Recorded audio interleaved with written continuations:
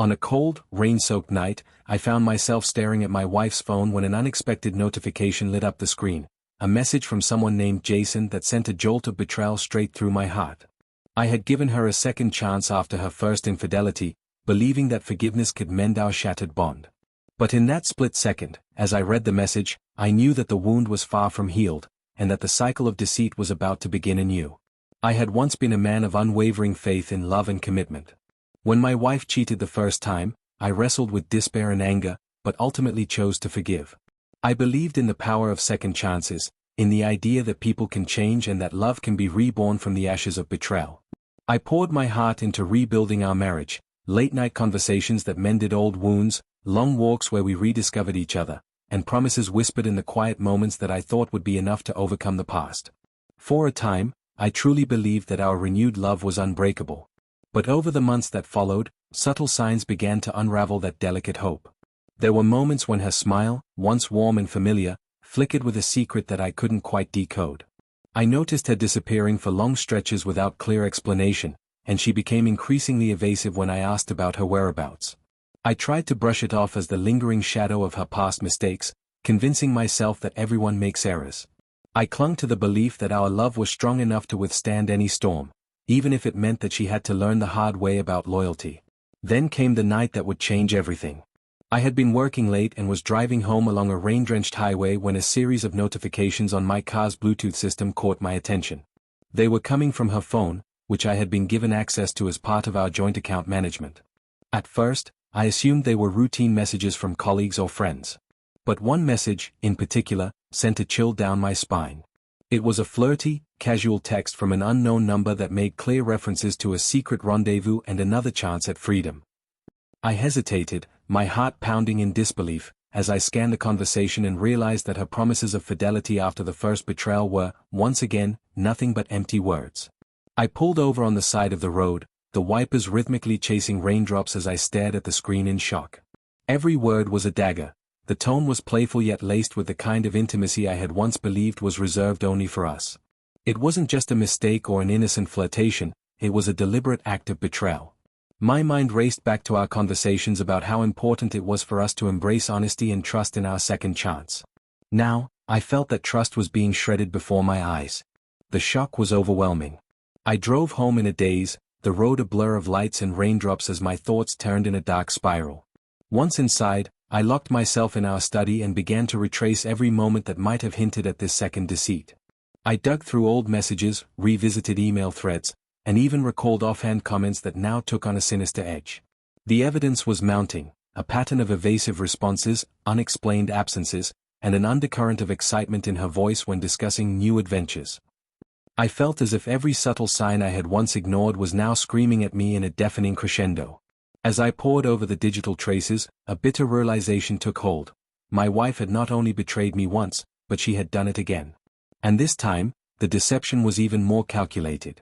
The woman who had once promised to rebuild our lives together had chosen to follow the same treacherous path. The pain was a searing, unbearable weight on my soul, one that I knew I could no longer ignore. In that moment, the second chance I had so desperately clung to turned to ash, replaced by a cold clarity. Revenge was inevitable. I spent the rest of the night in tortured solitude, my emotions a volatile mixture of sorrow, anger, and a dark, consuming resolve. I scribbled frantic notes in my journal, documenting every detail of the new betrayal with a trembling hand. Every entry was a testimony to the pain that had been inflicted, a narrative of trust destroyed and promises broken. I questioned every memory of our supposed healing, the late-night confessions, the tender moments that I now saw as mere attempts to cover up her duplicity. The truth was undeniable. I had been given a second chance, only to have it violated once more. As the first rays of dawn crept through the window, I made a decision that would change everything. I knew I could not allow this cycle of betrayal to continue unchecked. The man I once was, the man who believed in forgiveness and second chances, was now at a crossroads. I could either let the pain consume me, or I could harness it to reclaim my dignity and exact a revenge so precise that it would leave her with nothing. I resolved that I would not be the victim any longer. The discovery of that text message, those cold, calculated words, had lit a spark in me, a spark that promised retribution and the shattering of the life she had built on deceit. In that charged moment, as I sat in the solitude of our study, I began to plan my next steps. I would gather every piece of evidence, every hidden message, and every suspicious detail. I would compile it meticulously, a dossier of betrayal that would serve as the cornerstone of my revenge. I imagined the day when I would confront her, when I would reveal, without mercy, the truth that she had so carefully hidden from me. I envisioned the look on her face, the trembling in her voice as she realized that her lies were laid bare for all to see. The thought both terrified and exhilarated me.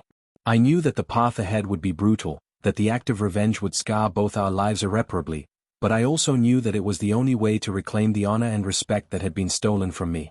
I spent the remainder of the morning in a haze of determination and anguish, each passing minute a step further away from the man who once believed in unconditional love. The taste of betrayal was bitter on my tongue, and as I closed my journal, I vowed to myself that I would see this through to the very end. My heart, though heavy with sorrow, beat with the fierce rhythm of retribution. I would expose every hidden truth, dismantle the facade of our shattered union, and ensure that my wife and the man who had betrayed me would face a reckoning that left nothing behind. In that early morning light, as I prepared to step into a future defined by hard choices and even harder consequences, I felt a strange sense of liberation. The pain of her betrayal had freed me from the shackles of naive trust, and now I was ready to forge a new path, a path where I controlled my destiny, where every decision was a step toward reclaiming my life. The journey would be long and fraught with hardship, but I was resolute. With a final, determined breath, I stepped away from the remnants of our past, ready to turn the tide of betrayal into a force that would shape my future in the most unyielding way.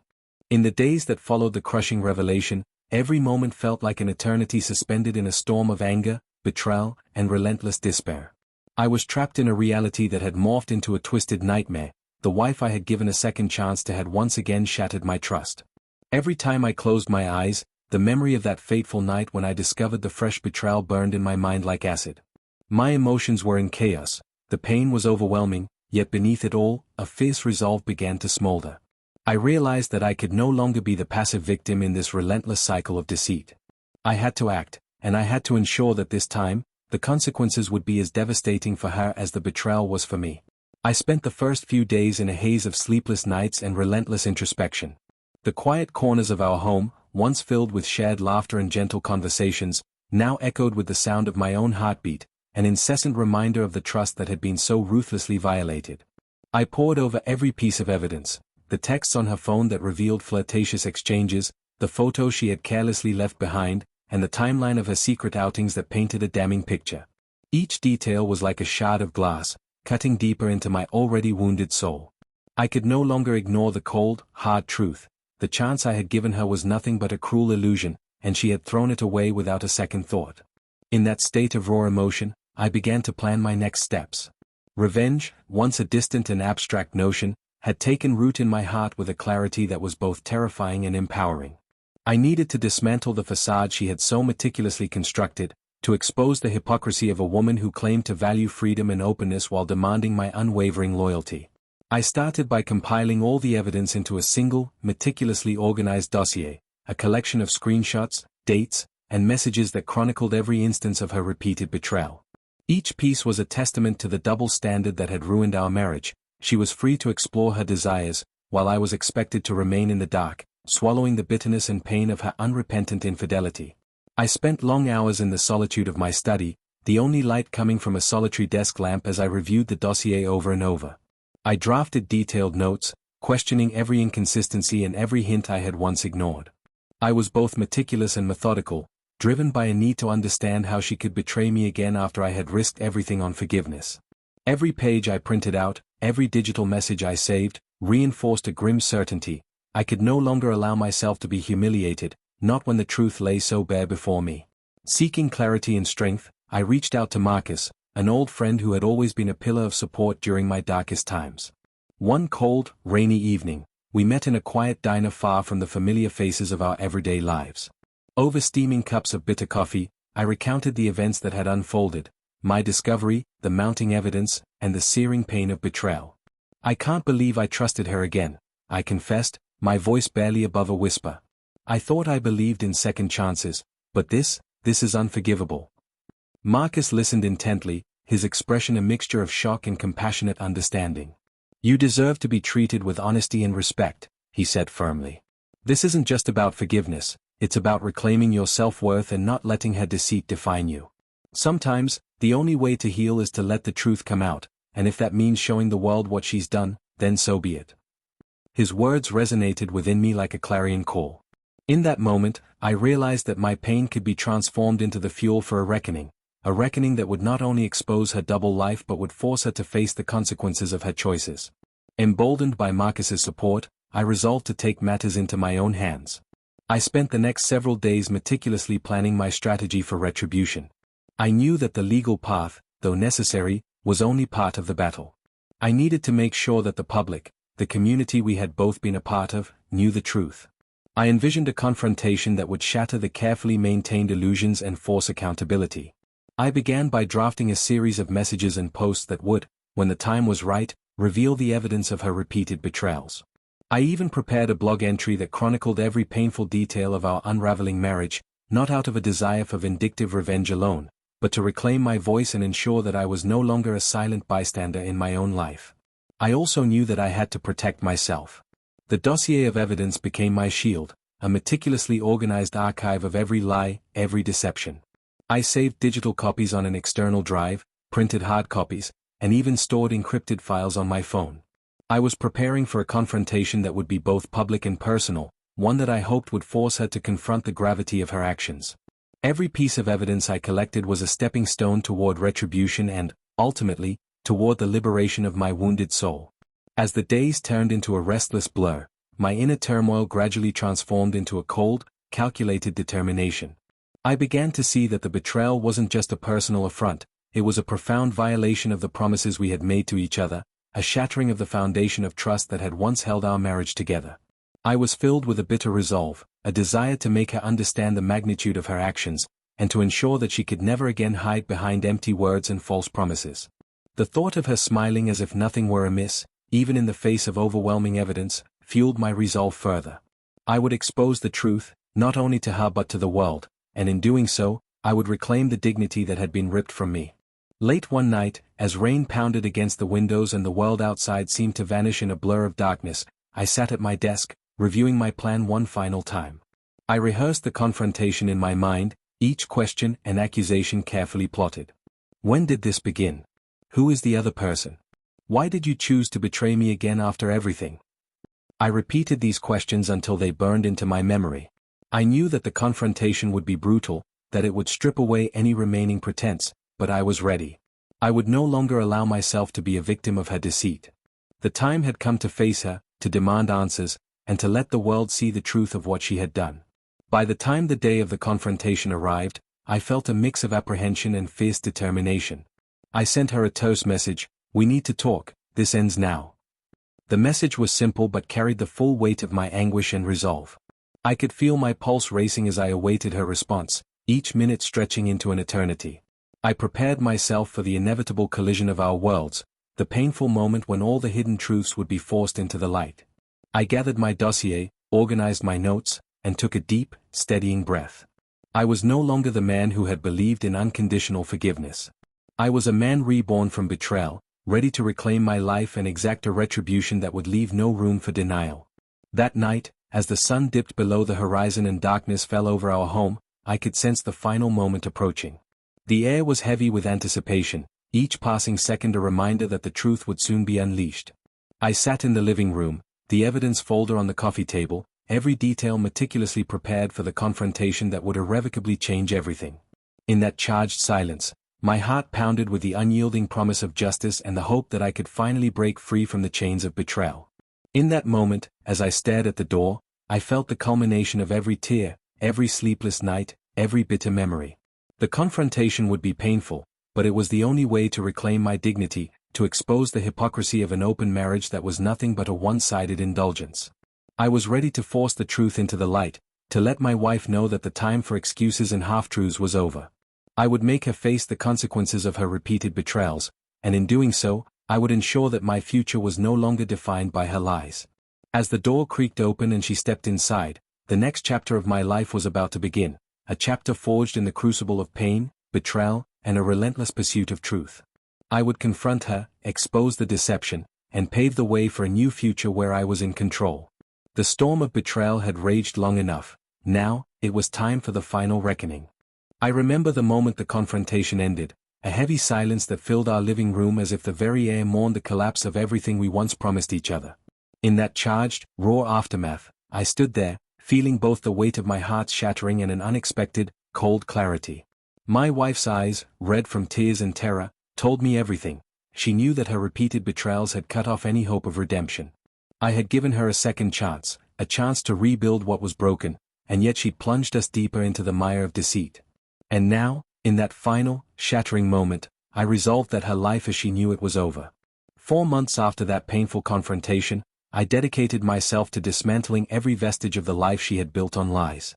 I began a systematic process of severing ties, not just between us, but with every person and every resource that had once been part of our shared world. I cancelled joint accounts, revoked her access to our shared finances, and methodically untangled our lives in a series of calculated moves that left nothing intact. Every decision, every signature on the divorce papers, was executed with a quiet, relentless determination. I wasn't merely ending a marriage, I was obliterating the foundation on which her treacherous freedom had flourished. In the weeks that followed, as the legal process ground on, I plunged into a solitary pursuit of retribution. I spent countless hours poring over documents and records, ensuring that every dollar, every asset, every cherished memory that had been tainted by her infidelity was reclaimed and redirected. I discovered discrepancies in our bank statements, hidden expenditures that suggested secret trips and illicit meetings. The betrayal, it seemed, was not confined to words and whispered promises, it was woven into every facet of our shared life. With each discovery, I felt the sting of betrayal deepen, fueling a dark resolve to see that she paid a price for her repeated transgressions. I also began reaching out to those who had been hurt by her actions. Old friends, distant relatives, even acquaintances who had witnessed her charade during social gatherings, everyone was given the truth, piece by painstaking piece. In hushed conversations and tearful confessions, I revealed the evidence of her deceit. I did not seek vengeance through slander or petty gossip, I aimed for something more profound, a public reckoning that would leave her with nothing to hide. I arranged for discreet meetings where I shared details of our unraveling, the shocking double standard of her open marriage that, in truth, was an excuse for unbridled selfishness. Slowly, the murmurs grew into a chorus of disillusionment, and people began to see her for what she truly was, a woman who had manipulated trust and betrayed the sacred vows of partnership. My personal blog, once a quiet corner of my grief, exploded with messages from others who had been wronged by similar deceptions. Strangers recounted their own stories of betrayal and shared words of support. Reading their testimonies, I felt vindicated in my pursuit of justice. It wasn't merely about ruining her reputation, it was about restoring balance and ensuring that the truth prevailed. Every comment, every shared story, emboldened me, transforming my sorrow into a fierce energy that powered my every move. As the divorce proceedings neared their climax, I took deliberate steps to protect my future. I met with seasoned attorneys who specialized in high-stakes cases, and together, we constructed a legal strategy that would secure my rights while stripping away every remnant of the financial entanglements that had once bound us together. The courtroom became a battleground where I fought for every asset, every bit of evidence that testified to her deception. The hearings were grueling, each session a reminder of the lives we had once built and the lies that had undermined them. Yet, with each legal victory, I felt a little more of her power over me disintegrate, a step closer to reclaiming the future that I had been denied. Parallel to the legal wrangling, I embarked on a journey of personal transformation. Therapy sessions with Dr. Simone Rivera, a pragmatic yet empathetic counselor, helped me channel the torrent of rage and sorrow into a disciplined resolve. Revenge, she said one afternoon as rain pounded softly against her office window, is a double-edged sword. It can free you, but it can also consume you if you're not careful. Focus on reclaiming who you are, not just on destroying what you despise. Her advice resonated, steering me away from blind vindictiveness and toward a path of measured retribution, a path where every act of self-reclamation was a rebuke to the betrayal. I began to invest in myself, reconnecting with the passions that had once defined me before the cracks of deceit emerged. I returned to my art, picking up a paintbrush for the first time in months, letting each stroke be a testament to the resilience that lay beneath the wounds. I started writing again, pouring out the narrative of my journey on paper, each word a cathartic release of the bottled-up anguish and a declaration of my rebirth. My creative endeavors became a mirror of my soul, a gallery of pain, anger, and ultimately, a fierce hope for the future. The turning point came one crisp winter evening when I decided to confront her one last time, not for the sake of reconciliation, but to lay the final brick in the wall of her deceit. I invited her to a quiet, neutral location, a small, modest cafe far from the familiar haunts of our shared past. The atmosphere was tense, the air heavy with unspoken words as I faced her once more. I presented a dossier of every piece of evidence, every text, every bank statement that proved the extent of her betrayal. In a voice that was both icy and resolute, I asked the questions I had rehearsed countless times. Why did you continue the charade? What did you hope to gain from this endless cycle of deceit? Her responses were feeble, lost in a sea of regret and broken promises. In that final confrontation, the mask of her false persona crumbled entirely. The truth was out, raw and unfiltered, and there was nothing left for her to hide. After that meeting, I felt a grim satisfaction, a dark vindication that my actions had finally forced her to face the consequences of her choices. I had exposed her hypocrisy, her selfish pursuit of freedom at my expense, and in doing so, I had reclaimed my own identity. The humiliation that I once bore in silence was replaced by a steely determination to ensure that she would never again have the power to shatter my life. In the weeks and months that followed, I witnessed the slow disintegration of her carefully curated world. Friends who had once defended our union began to distance themselves. Family gatherings turned awkward as the truth cast a long, unforgiving shadow over every conversation. The public revelation of her double standards left her isolated, a pariah in the circle of people who valued honesty and integrity. I knew that part of my retribution was not merely legal or personal, it was a transformation of the narrative. I was no longer the betrayed husband, I was a man who had taken control, who had turned his pain into a weapon, and who had reshaped his destiny on his own terms. Through it all, I continued to document my journey, my triumphs and my setbacks, on the blog that had become a refuge for those who had experienced similar betrayals. The words that I wrote were unvarnished, raw, and filled with the honest intensity of a soul that had been pushed to the edge but had refused to break. Readers from around the world reached out, their own stories of loss and recovery mingling with mine in a collective testament to the power of truth and the resilience of the human spirit. Each comment, each shared experience, reaffirmed that while betrayal could shatter the heart, it could also, paradoxically, forge a new beginning. As the legal proceedings finally reached their conclusion, I felt a bittersweet sense of closure. The divorce was finalized with every asset and every secret laid bare in court, a final, irrevocable severing of the ties that had once bound us together.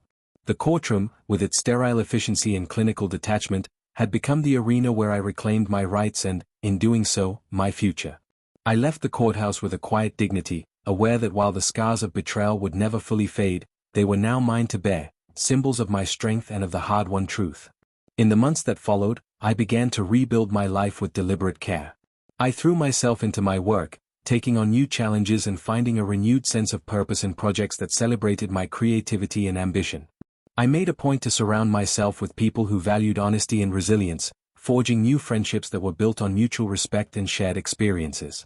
I even ventured into creative pursuits, painting, writing, and even traveling, that allowed me to rediscover the joys of living authentically. Every day became a step toward a future where I was no longer defined by the betrayal that had once shattered my world, but by the strength I had gained in its aftermath. Now, as I stand on the threshold of a new dawn, I look back on the storm of betrayal and retribution with a mix of sorrow and fierce determination. I have learned that while revenge may provide a temporary salve for the wounds of deceit, true healing comes from reclaiming one's identity and building a future on the unwavering foundations of truth and self-respect. I have rebuilt my life from the ruins of our shattered marriage, piece by piece, and I now move forward with a clarity that was once unimaginable. Every scar is a reminder of the battles I have fought and the strength I have forged, and every sunrise is a promise that I am the master of my own destiny. In that final, defining moment of reckoning, I vowed that I would never again allow anyone to diminish my worth. I would cherish the lessons of the past without letting them darken the promise of my future. My heart, though scarred, beats with a renewed rhythm, a rhythm that sings of freedom, resilience, and the unyielding power of truth. I am not the man I once was, blinded by love and forgiveness. I am now a man awakened, a man who has faced the depths of betrayal and emerged with the unwavering belief that I deserve a life defined by authenticity and unwavering self-respect. As I close this chapter and look toward the horizon, I do so with a spirit unbowed by the past. I embrace the truth, no matter how painful, and I step forward into a future that is undeniably my own. The storm has passed, and in its wake, a new day has dawned, one filled with hope, strength, and the relentless promise of a life rebuilt from the ashes of deceit.